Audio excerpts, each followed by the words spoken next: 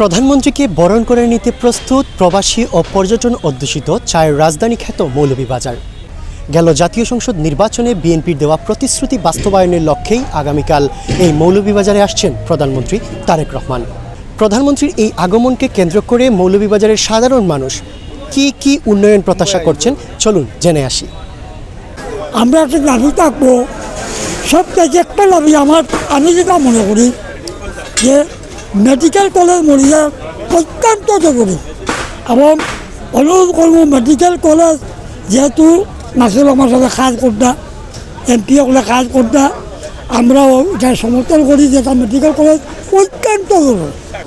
মৌলভীবাজারের মানুষের আশা আকাঙ্ক্ষা অনেক কিছু, এর মধ্যে সবচেয়ে বড় জিনিস হলো আমাদের মৌলভীবাজার মেডিকেল হওয়া আমাদের আশা।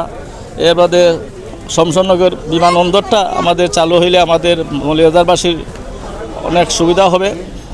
এরপরে আমাদের সিলেট রেল লাইনটা ডাবল করার জন্য আমরা মাননীয় প্রধানমন্ত্রীর কাছে আকুল আবেদন থাকবে।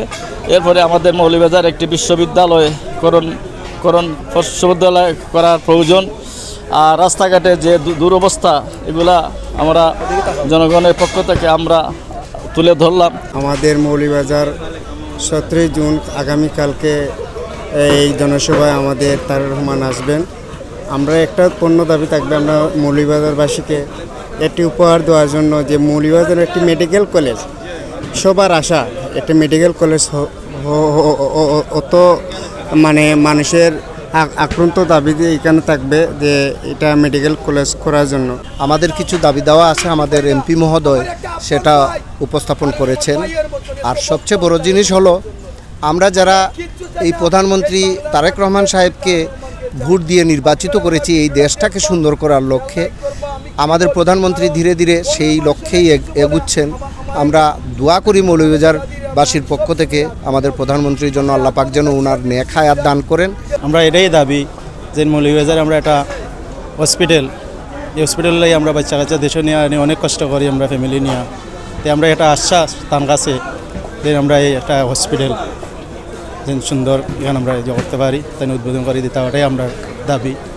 মৌলভীবাজারের মানুষের প্রাণের দাবি হলো মেডিকেল কলেজ। আমাদের মেডিকেল কলেজের পাশাপাশি আমাদের এমপি মহোদয় জনাব নাসির রহমান আরেকটি কথা বলেছেন যে আমাদের এয়ারপোর্ট, শমশাননগর এয়ারপোর্ট, পাশাপাশি আগামীকালকে আমাদের এমপি মহোদয় আরেকটি ইউনিভার্সিটির জন্য আরেকটি আবেদন করবেন। তাই আমাদের মৌলভীবাজারের মানুষ সারা জীবন আমরা কৃতজ্ঞতা প্রকাশ করি আমাদের প্রধানমন্ত্রী যে আমাদের মৌলভীবাজার যে সুবাদে এবং ফ্যামিলি কার্ড নিয়ে যে উদ্বোধন করবেন সেটাই নিয়ে আমাদের আশা আকাঙ্ক্ষা। ইনশাআল্লাহ আমরা আরও আগাবো।